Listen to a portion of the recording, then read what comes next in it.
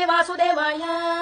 शान्ताकारम् भुजगशयनम् पद्मनाभम् सुरेशम् विश्वाधारम् गगनसदृशम् मेघवर्णम् शुभाङ्गम् लक्ष्मीकान्तम् कमलनयनम् योगिहृध्यानगम्यम् वन्दे विष्णुम् भवभयहरम् सर्वलोकैकनाथम् मेघश्यामम् पीतकौशेयवासम् श्रीवत्साङ्कम् कौस्तुभोद्भासिताङ्गम् पुण्योपेतम् पुण्डरीकायताक्षम् विष्णुम् वन्दे सर्वलोकैकनाथम् नमः समस्तभूतानामादिभूताय भूभृते अनेकरूपरूपाय विष्णवे प्रभविष्णवे सशङ्खचक्रम् सकिरीटकुण्डलम् सपीतवस्त्रम् सरसीरुहेक्षणम् सहारवक्षस्थलशोभिकौस्तुभम् नमामि विष्णुम् शिरसा चतुर्भुजम् छायायाम् पारिजातस्य हेम सिंहासनोपरि आसीनमम्बुदश्याममायताक्षमलङ्कृतम् चन्द्राननम् चतुर्बाहुम् श्रीवत्साङ्कितवक्षसम् रुक्मिणी सत्यभामाभ्याम् सहितम् कृष्णमाश्रये।